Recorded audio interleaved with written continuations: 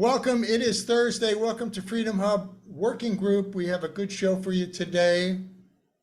And if you're new to the channel, actually, let me bring up our screen, our website. And it is, go to the URL, your marketplace. Sorry, that's not it. It's actually your-MP, which stands for your-marketplace, your-mp.com, your marketplace for health, wealth, and freedom. And you're going to click on the top on your media hub. And this will bring you over to this beautiful new screen. We have pictures today and links. And right now we are putting the links in here. So where it says subscribe, or I think these are just Wednesday link and Thursday link, it'll just get you right to the Zoom until we're sure we fix things. So just so everybody knows. And then we have our speakers, our Wednesday and Thursday shows. You can see who's coming, what the topic is, and down at the bottom, upcoming guests and nice big buttons to go to our BitChute, Brighteon, YouTube, and Rumble channels. So I think that's good for right now. I'll stop the screen share and I'll turn it over to you, Charlie. Thank you, Jim, and welcome, Guru Fatha. I've known Guru Fatha for a long time. I know his family, and selfishly, as I guess a lot of us would do if we were in the same situation, I like to bring my friends in for topics. If they can fill the topic, why not? And everyone kind of likes their own path and what they do to get control of their lives and meet up with God and figure out why we're here. And I have a lot of Kundalini Yoga friends on the show over our 5 years of weekly presentations and Q&A regarding this topic, how to use deep yoga to heal trauma, and equally important, find that connection with source, the God spot. And we've had some related presenters from this path of Kundalini Yoga. Psychiatry of Holland presented on using yoga to help you find your path in business. Guru Ganesha, who is a well-known sales trainer in the mainstream sales world, talked about that mutual energy exchange that you have to have for prosperity and flourishing in business.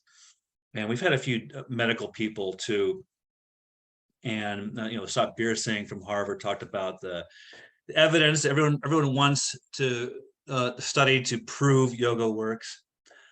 And today is going to be special because I don't know how you fix yourself without going deep inside. And I think Jim, as a physicist, will kind of explain this a bit too, that to find meaning, you have to go deep inside. And if you go with a microscope to your cells, you'll find a lot of emptiness. That neutron might be a mile away from the electrons if it was life-size like you. That's how empty solid matter even is.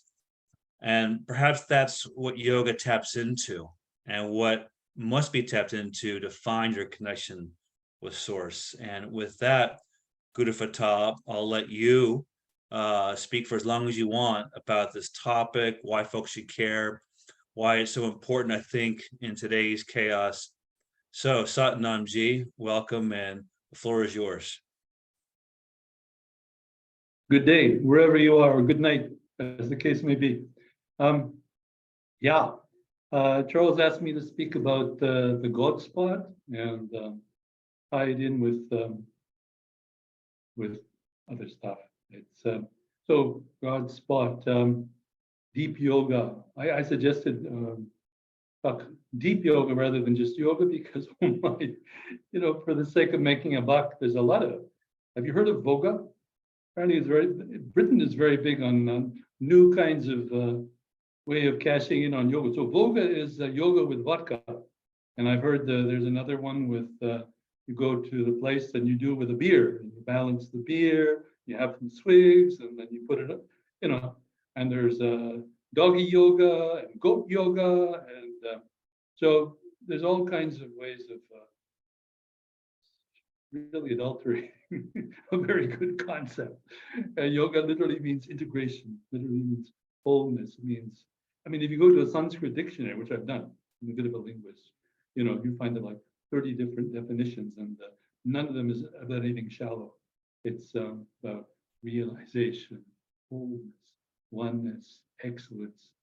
And, in my yoga classes, sometimes just for fun, I'd ask my students, do we have any shallow people in this class today? And look at each other. What is this guy about? Because typically our life, we go through it in a superficial kind of. We go through it for other people's approval. We go for it for all kinds of not deep reasons, but we exist to feed depth. There's a concept of motivation, which is extrinsic. It's a concept, you can look it up. Extrinsic motivation, which means doing stuff for all kinds of external reasons. You want to impress, you want to not be hurt, you want to get ahead, you want to get a promotion, you don't want to get fired, you don't want to be rejected, whatever the case. This is all extrinsics. But yoga, I know, is deeply intrinsic. You do it for the satisfaction of being a little closer to yourself. If you're thinking about, if you're one of those people who thinks about making impact in the world, and not on the stock market alone, but really a fundamental difference. Sometimes it's called putting something, an original concept into the water supply. And I've seen that in my long 69 years of life, things like vegetarianism, which was a very alien concept for most North Americans, is now pretty much mainstream. Not that everybody accepts it, at least everybody can spell vegetarian. And same with yoga. I remember when I started, we got a phone call and somebody said, well, do I bring a spoon? Because they knew there was this great stuff from the East that is really good for you. They just weren't sure whether it's about acidophilus, or whether it's standing on your head, or whether it's yoga or yogurt, or what the difference is. And so as a culture, we've come along. And meditation has come along. Meditation, thanks to the Maharishi Mahesh Yogi and his apostles, the Beatles, it's become more acceptable to go inside. And so there's a history of us, pink folks, us Westerners, approaching holistic yoga, deep yoga. Carl Gustav Jung, Swiss psychologist, when he learned about chakras, he said, wow, it's one of the greatest creations of the human mind. One of the greatest creations of the human mind, chakras. And still most people don't know what a chakra is, but it is engaging your deepest self, your real self, in a physical way, looking at yourself and saying, wow, I'm an embodied being. Some people think it's really fantastic. Somebody took flesh. We call it incarnation. Somebody was, the word made flesh. I challenge you to say that we're all embodied. We're all infinite. I mean, I can't prove that we're infinite, okay? But there's an aspect to us which is invisible, which is timeless, which we sink in with every night, which keeps us sane. There's that aspect, which on a day-to-day basis, we live in our bodies. And so we have these centers, and we say on Valentine's, we're all hearts. Oh, and some people, they have a very closed heart. It's a state of consciousness. We don't talk, sometimes they have clogged arteries too, but so there's a heart, which is a concept, which is a spiritual concept, which is a psychological concept, and then there's also a physical.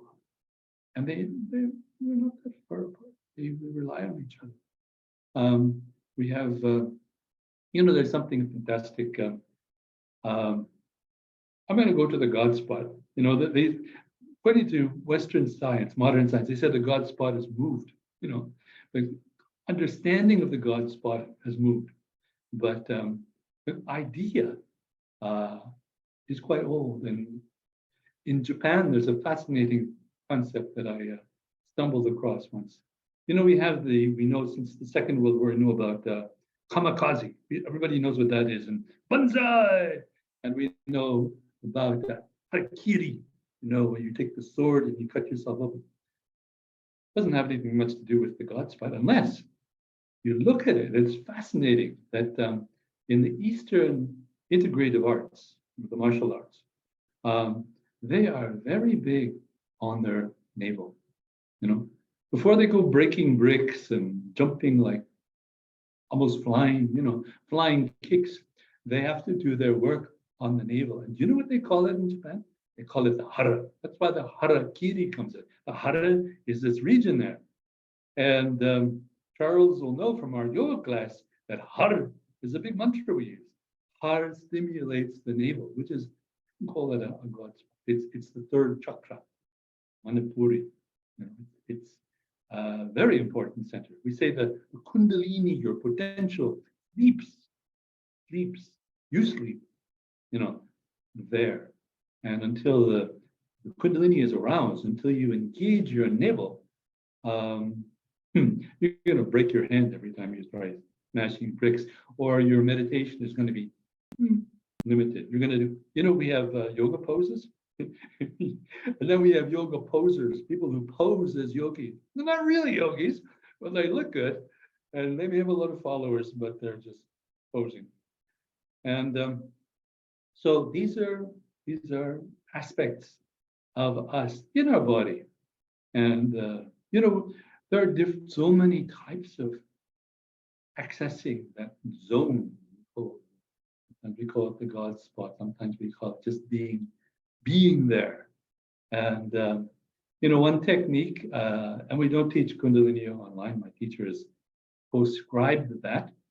So I don't do it, but I'll just tell you on your own. Sometime you may want to just sit sometime when you're not doing anything. And just sit, have your back straight, and watch your breath. And make your eyes almost shut. Oh. So there's a threshold there. Thresholds are wonderful in meditation. The thresholds, you're neither in nor you're out. You're just somewhere in between. And just sit there and watch your breath with your eyes almost shut. And you'll be able to see just the outline of your nose there. And see if you can hold that for a bit and see what happens. It's a very simple method, no mantra. Just be with yourself and be in that zone. And it's been shown that doing that, it will stimulate around here, the prefrontal cortex, which is another, we call it a zone. It's a chakra. Kundalini Yoga, we call it the third eye. The third eye is up here. We have 8 chakra. The 8th chakra is your whole magnetic field. You have magnetic fields. We have energy zones. We have, basically, you're going to be having a okay day. Are you having a nice day? I never encourage people. It used to be in the 90s, everybody said, oh, have a nice day. I told everybody, shut up. Don't have a nice day. You don't deserve a nice day. Have a great day. Why do you want to have a nice day? Have a nice life. No. So I say, have a great day. We give methodology for how to do that. Eat well, associate well, watch your P's and Q's, watch your thoughts, practice your yoga every day. And, early to bed, early to rise makes a person healthy, wealthy, and wise. Right? So, so that methodology, the be, we say God and me and God are one, to be healthy, happy, and holy. That's all in us. You don't have to have a priest to talk with the infinite. You can very well relate to the infinite yourself. I love, I'm not an expert on the Psalms, but David has this one Psalm. It's my favorite, and there's a couple of lines there. I cherry picked. This is my song. He says, "Be still, know that I am God." Wow, That's a meditative little piece there. You know, there is a God, and she or he or it is just, as it says in the Quran, as close as your jugular vein. It's just there. So only your belittlement. You know, as a culture, we love to belittle. You know, we want to create little minions. Our education system creates little minions to go and fight our wars or to go do our stupid jobs, mindless productivity. And so we need people that have not such a strong self-esteem and not rebellious at all, you know, people who do what they're told. And so, you know, we do that in school. You know, hardly anybody gets great marks, you know. Most people are conditioned that, oh, you're a B- human being, and so go out in the world and get screwed, you know. Lots of luck. Oh, plus you're going to have a huge student debt if you're in the US, right? Then you're going to spend the next 30 days paying off. You're a slave, you know? It's a slave culture. They thought they got rid of slavery, you know? So I'm not big on conspiracy theories and all that, but I know what, you know, Piketty, you know, there's the Frenchman Piketty, he did some beautiful research and showed just how rich you're getting so much richer. And we're all pretty much acquiescent. We're not really screaming and yelling about it because we've been conditioned not to scream and yell. But as a yogi, you know, I don't do that. I don't much shout, but I do engage. We made a music video for the environmental crisis we had the other day. You can find it, climatecrisisanthem.com. You know, groove with the tune. I mean, it starts with the funeral march. That's our climate anthem. You know, it's a serious business, and so I'm rebellious from the get-go. And I left home when I was 16, still rebellious, and I was a long hair. You know what? I'm still a long hair. You know, they couldn't reform that out of me. But we're born beautiful. It's just our self-consciousness, our self-concept, our self-love, our self-esteem gets robbed from us. Just because our teachers don't know better. I know a lot of folks that teach, you know, they go to school, very well-intentioned people. What a hell of a job, conditioning people to not feel their own essence. So to speak of God concept, the latest idea, like 2009, the idea that there's a lot of different locuses in the brain, little places that contribute to awareness of awe, compassion, and a very deep concept of self, what we sometimes call shun. Shun means the zero. You know that zero came from India? There was no zero in Europe until about 1200. Yeah, and then it arrived through the Arabs. We call it Arabic numerals, but the Arabs, they call them Indian numbers. But, you know, there was no zero. And zero is a profound concept. You know, it's where you go and just be empty. No, that our mind chatters so much. You have so much insecurity and so much striving and la la la la. But if you can still that, you can do it meditation, still it. You're gonna, there's two numbers are going to come up. The binary system is going to come up. You're going to feel one. You'll feel at oneness, even with your darkest enemy. You're in a sense, we're brothers, we're sisters, as the case may be. You know, I can relate to them, you know. And then there's the zero where you just say, wow, you just feel empty. You feel inspired. And you feel also willing, you know. There's normally in our Western religious culture, prayer is a big part. You say, especially around, you know, certain times of the year, we say, oh God, give me this, and I want this, and I want that, and I want this thing too, and give me this, or I'm going to be really upset. The zero is you just empty yourself and say, oh, dear universe, love you so much. What do you want from me? And then you listen. And if you listen really well, you might get some direction. It's a lovely thing. It's a lovely thing. Freedom is a great thing. Freedom, you know, freedom is that you don't do somebody else's job. You don't work for somebody else. You work for yourself. But to understand what your job is, somebody's going to tell you what your job is, your mom? No, to understand what your calling is, your specific specific need you are here on this planet to fulfill. There really is no way around it. You got to go inside. You meditate. You say, know thyself.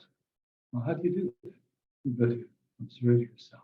Svadhyaya, we call it in Sanskrit. The second pillar of yoga. First pillar, tapasya. Don't shun hardship. Embrace hardship. That's how we grow. Sometimes hardship will visit you. It'll be some in the form of cancer, something you really don't like, but it'll stimulate you. It'll challenge you to be more than what you thought you are. Right? So, first pillar in yoga is tapasya, tapas. It's challenge. Second pillar is svadhyaya. Look at yourself, especially look at yourself on a good day and on a bad day. You're the same person. What's the difference? And learn to modulate yourself, toughen yourself up, steady yourself so you're not such a yoga. Steady yourself. And the third pillar of yoga, there's only three, is Ishvara Pranadhana. Or in a simple word, we call it seva. Plug in to something really beautiful. Only you know what the beautiful thing is for you, and make a difference there. Use your skills, use this emotional equilibrium you develop. The NGOs, like Doctors Without Borders, they have a screening process, and they don't want any cowboys. They don't want any heroes showing up. They want people who can just calmly, humbly make a difference. You want to be that. You don't need to have an organization. You can start your own organization, but you can't be craving attention. That's not a good recipe for making a difference. You got to be able to make a difference secretly, quietly. Nobody even knows that you did that. Does it make sense? Guys, what do you think? Excellent, Guru Fatha. Wait, I got to jump in on that question. What do we think in terms of, we've been kind of shouting to make a difference.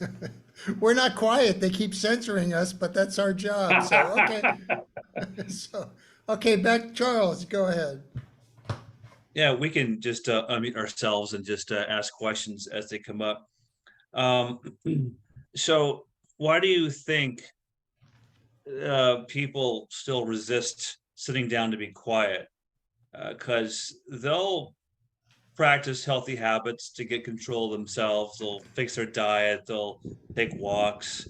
They'll try and live better, but so many don't make that final move to sit quietly and be a vessel for the universe, which, a lot of us, I meditate every morning just so that I can be an even keel during the day and serve and be open.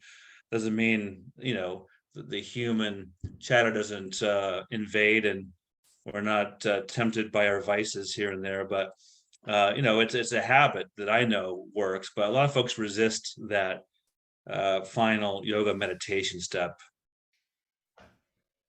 Oh, the Pentecostals say you will never meditate. The devil's gonna overcome you.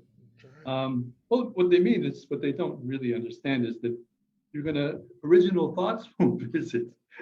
Yeah. And Jesus was very original. Martin Luther was very original. All the great people had these original thoughts. They didn't hang around with the same junk thoughts, old rusty stuff that everybody else did. That's what made them special. But yeah, for most people, we haven't been conditioned to think of ourselves as profound, to think of ourselves as deep, to think of ourselves as beautiful. The crisis among teen girls, just as a subset, of the cutting and all the issues they're going through, just because the media, a lot of it is the media, but also, everybody's conditioned. Now everybody's the media. There's a lot of brainwashing that if you don't look like, let me tell you something, I did research. I have a very curious mind. And I wondered, how come we have this image that a pretty woman is skinny, that she has to be skinny. And what I found out was interesting.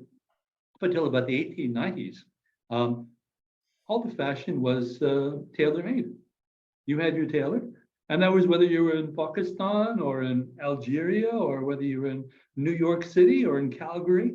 I mean, everybody had their tailor, and it might have been your grandma or whoever, somebody tailored the clothes for you. So and it would always fit. What do you know? Of course it fit because it was tailor-made. But then when the factories started kicking in and making off the rack fashions and making thousands and thousands to make a lot of money out of it, then you had things that were very specific shapes. And the fashion houses, when they had the fashion shows, they wanted models that were skinny. Why? Doesn't take as much fabric to make a dress for somebody who's skinny, right? So they save money. So it all started around that. And now it's cut into our heads, and heaven help you if you're not, waistline 24 or 25, whatever it may be. You're considered unfashionable. You don't look like a movie star. You're not photogenic, and then you're considered undesirable. It's sick, and it's based in our industrial environment, and when you be with yourself, all that sense of self-loathing comes up, and it's very ugly. Yeah, I'm going to jump in. Social media, everybody's walking around. I mean, because I think it does vary, as you're saying, by age. I mean, teenage girls are probably in the worst place, and boys, right, compared to adults or 40 or 50 something. I'm sure there's delineations there, but the phones in general, I mean, are pretty addictive, and I think we all can not agree. We know that attention spans have continued to decrease over the last, let's say, decade, maybe longer. And now I don't remember what it is, but our YouTube videos, everything, or people are saying, limit it to 2 minutes. After that, and I look at the analytics, after a lot of people, around 2 minutes, they tune out to those videos. You can see that, which is a little scary. Well, not for me, but that's how it is. Same reason people aren't reading as much. Maybe they can't sit down. I think also frequencies, the EMFs around us, this sea of electronic noise we're bathed in probably has some effect, though. Charlie, you might know with the guests on the other show if that's actually happening. So there's a lot going on there, and they don't want us to slow down and think, right? I mean, that's the problem. Big part of the problem in schools, everywhere else. Don't think, just follow what we tell you. Memorize this stuff. So people aren't used to that. I mean, personally, I have my background in TM, and I do some meditation, but I'm not, I keep getting away from it, but I do, martial arts, qigong, and so I think any kind of a meditative, you can meditate while you walk, right? Just bringing that into your life, quieting the mind, focusing on whatever you do, dance, could be music, is fine. But yeah, especially to sit down and meditate. Yoga is, I think, better. You could do work on that. Good for the body. Good for good for that.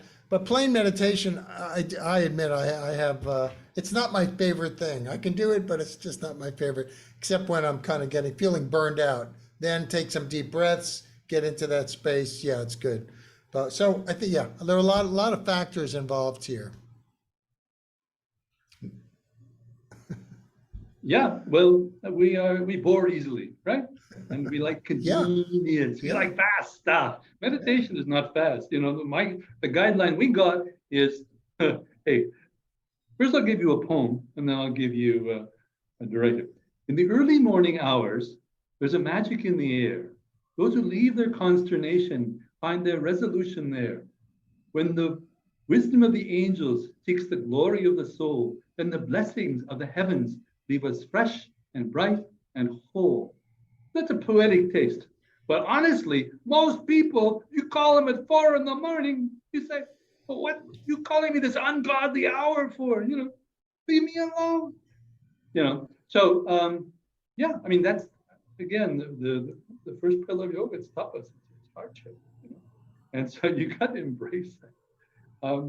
I'm a funny guy, you know. I read Plato when I was like 14, 15. I read Freud and Jung. My parents came from Nazi Germany, right? So I had a lot of questions.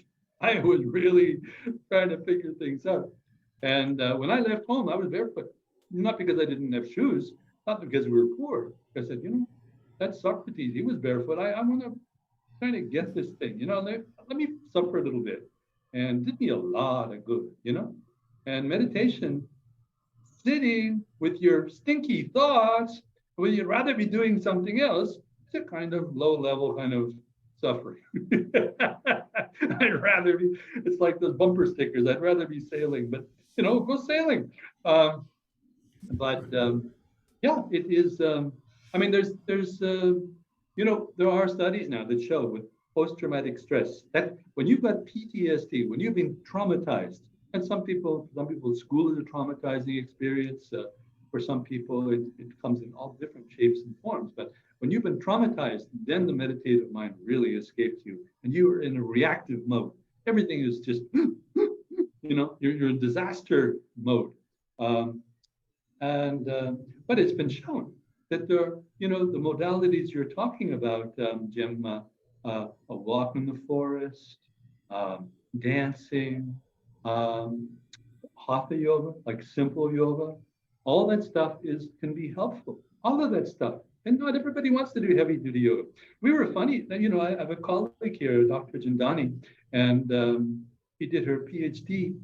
Her program was bringing about 60 people with PTSD. And of course, in Toronto, mostly women, mostly with some kind of sexual trauma, and bring them together and give them this little heavy duty Kundalini yoga. It's kind of hardcore yoga, but people came and they didn't come to every class and they didn't do all their homework, but it worked. You know, it got into their gut. Remember we talked about the navel?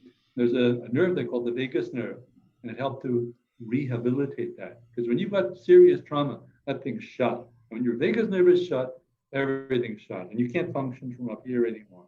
And this is the center that allows you to plan and to follow through. Forget it. Planning, you know, and then you're a good minion, you're a good pawn for anybody who wants to take advantage of it. Let them help you. But you're also very skittish and very antisocial, which is partly a defense mechanism. But you lost your life. And so yoga and dance and walks in the forest are integral to what I call biogeneity. Biogeneity means living a life which is life-affirming and self-affirming, and which is just fun. Fun is good. Yeah. So I want to jump to Charles. You were saying earlier, and I'll jump in on the quantum physics side. There is no solid matter. It is an illusion. We go to the Maya, but it is an illusion of our senses create in our brain that there are solid things around us. It enables us to have this experience in space-time. And but the fact is, and Nassim Haramein does a great job of explaining, like technically, why this works. It's fascinating. I was like, wow.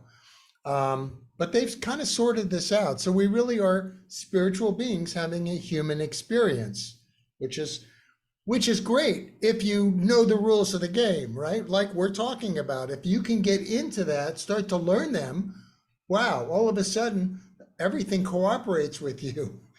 You just move ahead. It's really nice. So, and that's the whole purpose of this pavilion behind me, is to bring all of these teachings and bioregulatory medicine, which is all about energy medicine and life force and things like that, to bring it into one center with classes and everything that's going to show us how these new rules, how these new understandings, what does it mean to be a spiritual being, or if you want to be scientific, how does it mean to change our Newtonian paradigm to a quantum paradigm, for example? How does that affect me? Well, it affects every aspect of your life. And so once you start learning the rules, and well, maybe you can't, we will try to get you to do a little meditation or quiet your mind and some deep breathing or whatever it might be, that is going to start to change everything. I was just talking to someone. I see the other side right now today, like the craziness, the chaos in our world that has been created as an effort to move towards, we talked about the Great Reset, right? The tyranny, whatever it might be. But their whole system of creating of chaos is, from a physicist standpoint, very clever, because when you can shake things up and you can put in a little bit of, like in a laboratory, you have a chaotic mixture, you put a little bit of in whatever way, coherence into that mixture, all of a sudden, everything will gel. I give you some examples, but you kind of get the idea, I think. And in this case, energetically, the other side, and there is no other side, but that part creates the chaos. That's the motto of the Masons, is order out of chaos. So we can do the same thing by going inward and putting coherence, especially that heart-brain coherence, using that to help start to manifest around us the world we want to live in and the life we want to have, whatever it might be. I like to think of my body as an avatar. So if we're really spiritual, or energetic beings, God, source, consciousness, whatever you want to think. So the body is like my car. This is the body to take me around. It kind of carries my spirit. So I do take good care of it. And just like my car is not me, my body is not me, it's just a vehicle. So all of these things, chakras are part of that system that make everything work. And with that, I will open it up to give back the floor to anybody who wants to comment. I'm going to challenge you talking about your body is just a vehicle. I every time I hear someone say, "Oh, it's just me," or "It's just," my alarm goes on. Your body, Jim, is a vehicle. It is a vehicle. It is a divine, special, ordained vehicle, perfectly suited to your needs. It is fantastic. Yeah. So, and where I'm coming from, look, when I was at home, I was 14, I was figuring things out. I said, wow, culture really does weird stuff to people. I'm looking at my parents' work. Culture, Nazi culture did to them. But I'm looking around and say, we're still tolerating this Vietnam War years ago. And we haven't, the adults haven't really figured it out. What's wrong with it? And so one thing I saw is conformity. There's this whole rat race to conform, I want to fit in, or and part of that has to do with our body. I wrote a book, it was a preface really to my teacher's biography. He gave me the job, write my biography, and I thought people don't get this guy, so I'm going to have to do a preface. So I did a book called 5 Paragons of Peace, and the whole section is about the really amazing, it's called anthropology, social anthropology, amazing things people have done to their bodies just to fit in, the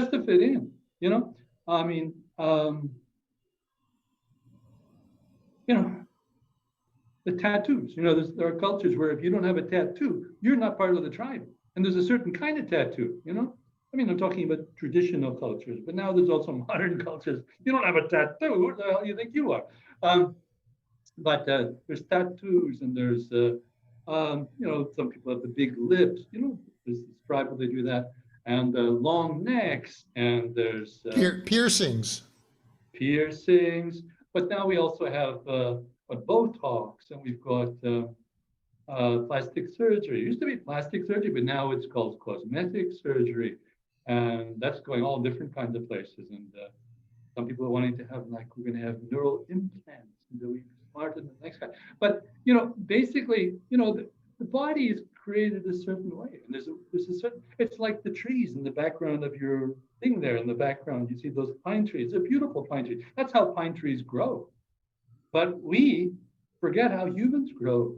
We say, oh, science fiction, classic, the science fiction, the people of the future are all shaven and bald and look almost like robots, But honestly, we're naturally long-haired. That's our DNA. And so I say you have a fantastic incarnation. You're word made flesh, if you want to put it that way. You are a human being you're a spiritual being having a human experience by the grace of your mom who gave you a body. Now we can throw on your dad if you like. But there's something very special there in this body.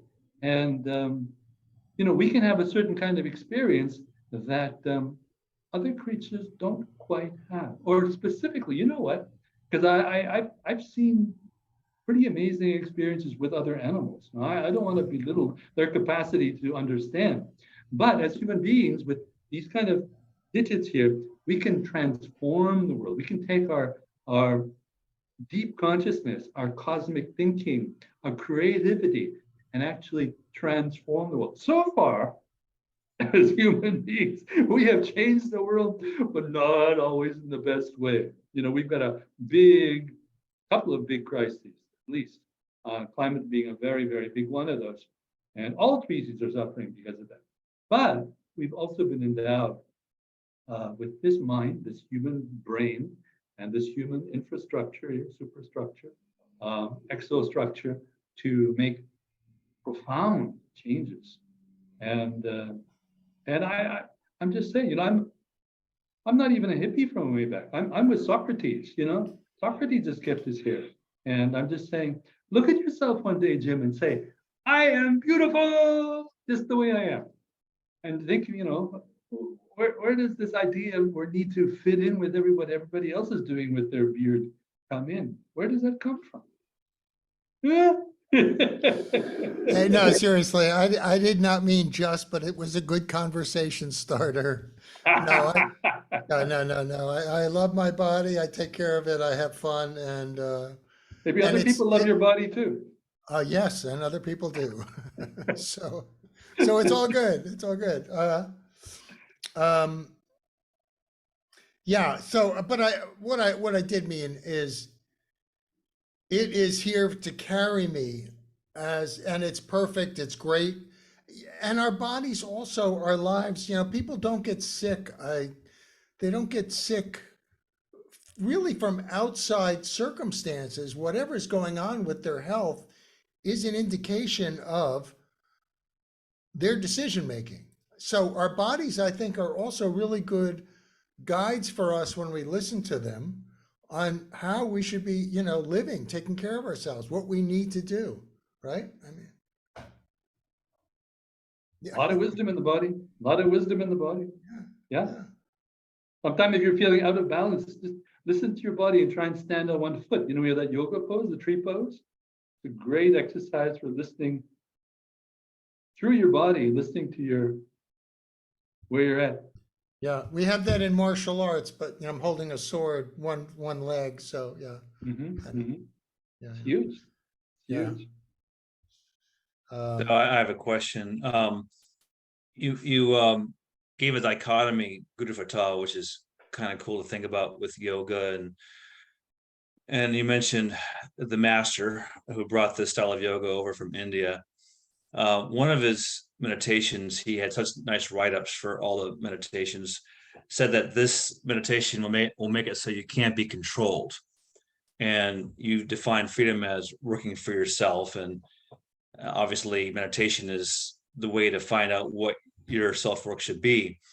And you mentioned a crisis that motivates your involvement. And Kundalini yogis are supposed to be householders. So that is involved in society, not ascetics meditating in a cave, because our environment, our world is externally is part of that which is internal. It's all the same thing. Politically, there's a candidate for the Democratic nomination who agrees with your concern about the climate, but he couches it in a way that unites people, and he's bringing people from the right to be concerned about the environment in a way they haven't been before. And I wonder if you think there's any role for yoga in facilitating that unity. Yoga means union. You said integration. Is there a need in the politics of the householder to bring us together? And can deep yoga meditation, finding our connection with God, the God spot, facilitate that healing that this society so needs? Well, yes. And I mean, I tell you, we're so lucky. I mean, I came to Kundalini Yoga in 1972 when most people couldn't spell yoga. And we had a fun thing. I know in Washington, D.C., there was a vegetarian restaurant run by our Kundalini Yoga family. And it did quite well. It was called the Golden Temple Conscious Cookery. In 72, I pitched in there, worked there for a bit, much of the 70s. But, I was in Ottawa and they started a Golden Temple Conscious Cookery. It might have been like maybe 30 vegetarians in the whole city of Toronto at the time. Well, what I'm getting at is we tend to be a little ahead of our time, yeah, which is a good thing, but it can be hard.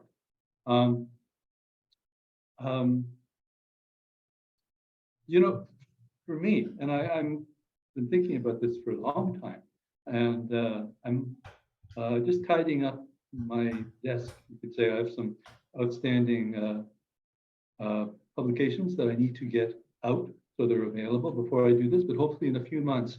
I want to actually put out, and perhaps we can do another discussion about this if you like. There's a very profound and very human realization. I'm not going to call it a concept. There's a realization which I call intrinsic being. I was talking about motivation before. So there's Ryan and Dacey, you can look it up. They've done a lot of work on extrinsic motivation, and they've done work in corporate field to try and get people to do stuff, take ownership of the corporate work as though it was their own. Say, oh, I can buy into the corporation because, it works for me. That's good for them. That's nice. But what I'm saying is that there is the other motivation, which is intrinsic, which is truly intrinsic, and which you get either because you're a child and you don't know any other motivation, because you're a young child and you're not doing things for candies yet, you're just doing it because it's fun, or because you have heard a calling. Perhaps you meditate, perhaps some lightning hit you or something, and you just say, wow, this is what I got to do. And so there's that intrinsic motivation, which ties in with intrinsic being. It's being, as we say, I am, being for the sake of being. It's deep, and we call it Satnam. Satnam is the mantra Yogi Bhajan would share with us. And we say, Nam is a name, it's an identity. We all have our names, right? Jim Greppick, Charles Frohman, Professor Singh. But Sat means also, if you look at it, sometimes it's translated as true or real, but Sat, actually the Sanskrit word, it's a vowel, means is. So put it together, is identity. What it means is, as your identity, be who you are, and nothing more, and nothing less. We say in, and this is a study I've done, I'm going to put this in my work, in so many languages, we tell, and check it in Turkish. I know there's a translation in Turkish too. You're in Turkey, Jim. But we say to people, when things have kind of hit the wall, you say, relax, be yourself. Well, what does that mean? Does it mean just have a beer and put up your feet and don't worry? There's a very deep essence to that. And I think that needs to be communicated better. Guru Nanak, if you read the writings of his contemporaries, by Gurdas, he wrote, he said, what Guru Nanak did? His main contribution, he shares Satnam, the world. I don't think as a whole we really get Satnam. Oh, Satnam ji, hi, Haribol, Hare Krishna, whatever. No, Satnam, we're affirming the deep, profound, sacred essence an original essence of you, the troublemaker, the rascal that that the world needs, you know, not the conformist, not the scared, shitless person who, what are people going to say? That's why the reason I dress outrageous like this. I just eat up my fear. I don't care anymore what people say. I know the Nazi culture, it's a conformist culture. I know the Republican culture too. Foreigners, so we don't want the foreigner. Hell with that, I'm gonna look like the foreigner. I've been called a pack. I don't care because I am myself. I'm very comfortable in my own skin. That's part of yoga too. Or having a hot bath, or taking a long walk. Very healthy. Just being in your skin, for heaven's sake. So that's intrinsic being. It's huge. It's very biogenic. Remember that word. We're going to try and put that in the water system. Biogenic. I mean, basically, the pro-life people have given life a bad name. They are so ugly and so mean and so nasty and so anti-woman, really anti-mother. In the sense that a mother is a very smart person. And she knows what she's doing. Nobody knows better than she what she is doing. It's a huge responsibility to be a mother, and only she knows if she's ready to be one of those. So biogeneity, it's pro-mother, it's very pro-life, it's very pro-woman, it's very pro-humanity. And if we don't get our act together, everybody, all the species are going to have a very, very hard time. So we need biogeneity, we need real concept of, yes, I'm invested in life. Not only my own and my bank account, and I love to be myself, and and we want to give people the license to be themselves rather than conditioning people to conform and to knuckle under because it's good for the corporate system and it's good for our education system and our armies and all that nonsense. Yeah, the whole diversity, inclusion, all of this nonsense going on right now, which they twisted around. I mean, we want diversity, absolutely. Not the way they have it, but diversity, we want, like you're saying, people to be themselves. Don't, follow the crowd diversity or what they're telling you to do, but be yourself. Yeah. It's a very happy path, if you're not being yourself, who are you? Who are you trying to be? What are you about? But I mean, I tell people to stop asking me, how are you? I mean, I asked my teacher, I said to my teacher, what did I say? I said, I remember Yogi Bhajan, I said, how are you? He looked at me like I wasn't there. It's a stupid question for somebody who practices Kundalini Yoga and does it seriously. Somebody who's serious, who's found themselves and is being themselves. I mean, it doesn't get any better. But yeah, of course. I mean, they talk about the war on drugs. We have to snuff out drugs at the source. No. Just snuff out the demand.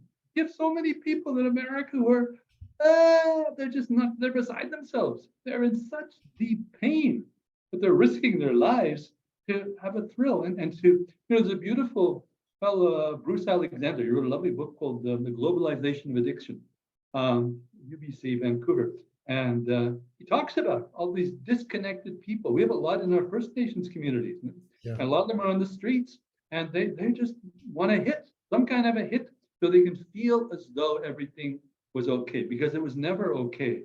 They went to residential schools, they were racially maltreated, and it was never okay. And mom and dad were alcoholics, and so to get in that zone, you feel as though things were good, you go there. But I'm telling you, Kundalini Yoga, it walks in the forest, can help you to yourself, feel yourself, to feel really good, to be in that zone where life is great. To heal your post-traumatic stress, which most people, they don't even know that they're just running around from pillar to post, driving way, way too much and feeding this climate crisis. Where can folks go to, closing this out, learn Kundalini Yoga? If someone said, yeah, I want to learn how to meditate and kind of find why I'm here and get going with the real life, where would you advise them to go to get started?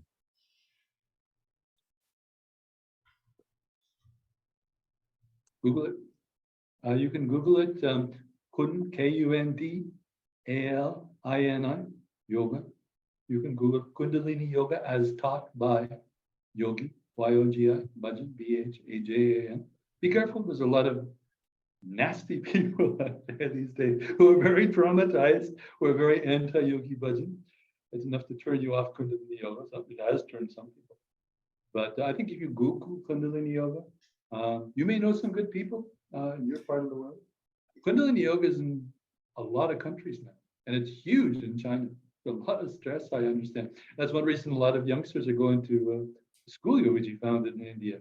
It's really helping them, the Miri Piri Academy for the teens. But Kundalini Yoga, you can find it in Japan, you can find it in South America, it's very big there. I just had a guest the other day from Togo, in Africa. So yeah, Kundalini Yoga, and there are other yogas, and there is transcendental meditation. Kundalini Yoga is just like hardcore yoga. If you really want to, Can you? I know it's kind of the end of the hour, but I don't think we ever really explained what it is. You guys are into it, and the rest of us mortals are like, yoga is what is Kundalini Yoga really? So maybe you could take a minute and just share that. Yeah, well, mantra yoga is you have a mantra, but there are so many different. See, I know Sadhbir Singh at Harvard. He's expert. Okay, he's the academic on this. So Kundalini Yoga is very effective. Why? Because there's a lot of different moving parts. You can just do a physical yoga with a physical posture, and you can get results because it brings you into yourself. But so Kundalini, we have the physical posture. You have a posture. You have breathing. You have mental focus. You have mantra. Sometimes, not always. Sometimes we use mantra. We even have mudras. Your fingers are very highly reflective in the brain. And there's even timing.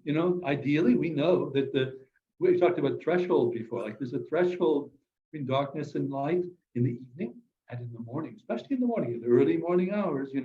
So we use all of that, and add to that, get together with another Kundalini Yoga, or somebody wants to learn it, and there's a benefit there. There's a what is the word? Okay, Kundalini, as I've heard it, or parts of it. I'm kind of playing the advocate here.